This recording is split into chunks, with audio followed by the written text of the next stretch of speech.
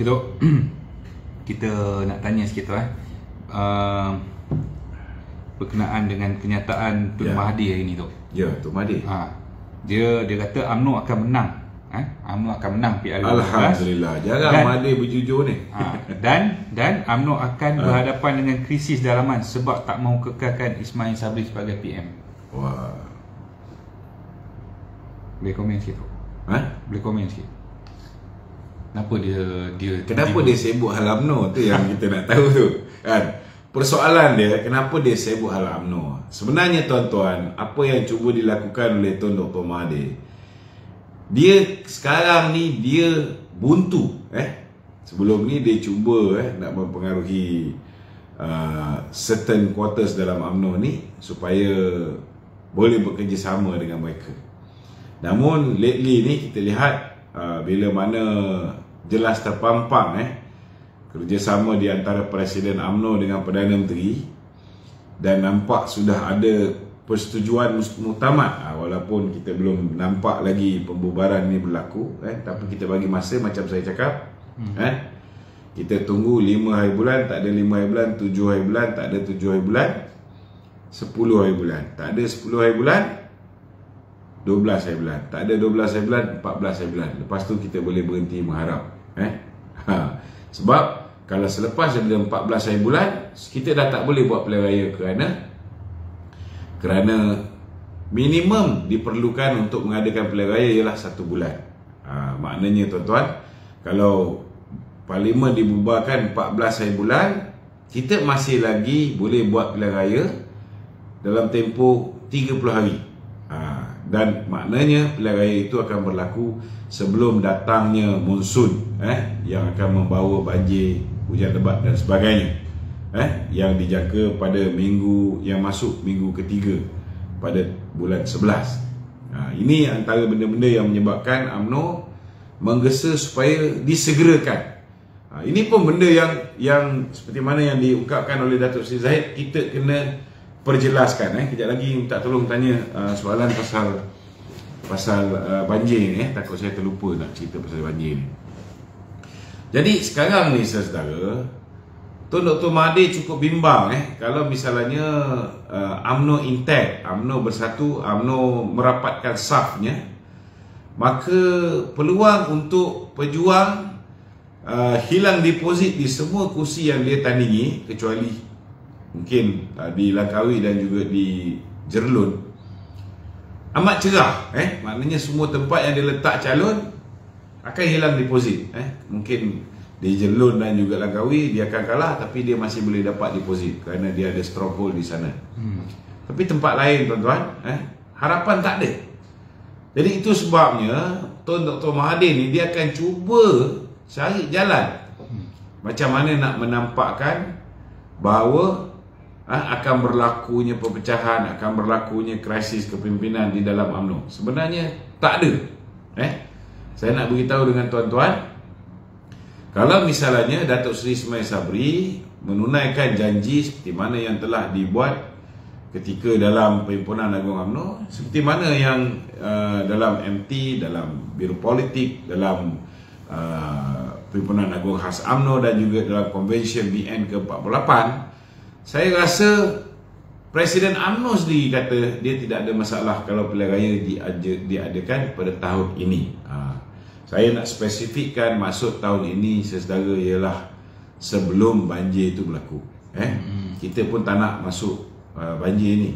Itu kena faham dengan sejelas-jelasnya. Jadi sudah pastilah ada time frame. Kena ada time frame. Time frame dia, saya boleh bagi gambaran, gambaran kasar. Ini gambaran saya sebagai orang luar. Saya bukan orang dalam ni tuan-tuan. Nak kena faham ni. Apa yang saya cakap ni tidak mewakili keputusan parti. Apa yang saya cakap ni tak ada kena-mengena dengan parti. Ini bacaan politik saya. Saya penganalisa politik, penganalisis politik. Jadi ruang yang ada paling lewat untuk kita bubarkan parlimen ialah pada 14. Selepas 14, kalau minimum SPR perlukan 30 hari, maknanya dia dah jadi 14 November. Kalau tambah lagi seminggu pun, kita dah kemungkinan besar berhadapan dengan pilihan raya, mungkin ada 5-6 kawasan daripada 2 atau 22 kawasan parlimen ni kena harung banjir ketika hari mengundi. Itu sebablah UMNO minta supaya Perdana Menteri segera menghadap ke bawah Duli Tuanku, dan Perdana Menteri sudah pun menghadap ke bawah Duli Tuanku, dan kita tunggulah pengumuman daripada Perdana Menteri, kerana hak untuk mengumumkan ni memang hak Perdana Menteri. Yang tu kita tak boleh kacau. Kita boleh minta Perdana Parti untuk disegerakan bagi mengelakkan kita membuat pilihan raya ketika banjir. Dan tuan-tuan kena faham, kena faham saudara, kenapa kita tidak mahu buat tahun depan. Jadi lebih baiklah saya cerita terus kenapa kita tidak mahu buat pada tahun depan. Saudara, tahun depan adalah tahun yang sangat sukar.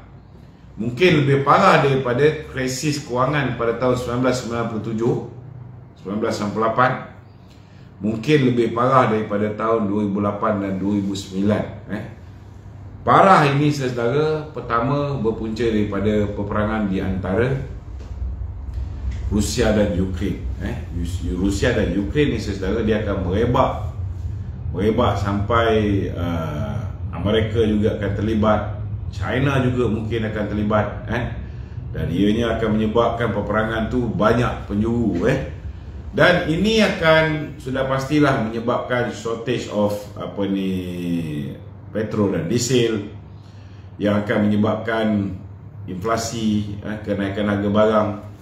Begitu juga dengan bekalan makanan, tepung dan sebagainya, yang hari ini sudah pun mula terasa, minyak masak. Dan untuk makluman tuan-tuan juga, walaupun kita dah masalah minyak masak ni dah sedikit berkurangan, namun tahun depan dijangka keadaan akan menjadi parah untuk banyak jenis makanan, bukan makanan-makanan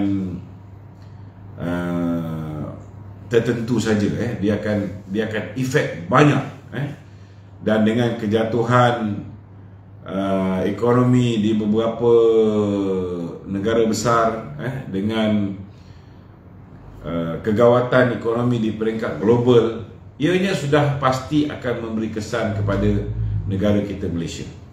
Dan hari ini antara perkara yang nampak sudah dirasa bahangnya ialah kemerosotan nilai ringgit berbanding dengan dolar Amerika. Kita tak nafikan bahawa prestasi ekonomi bukan hanya diukur semata-mata kerana kita punya nilai mata wang, memang banyak benda lain, foreign direct investment dan sebagainya. Tetapi tuan-tuan, JIS ataupun kata orang tu, untuk menyelesaikan masalah ini semua, kita kena selesaikan masalah dalaman kita.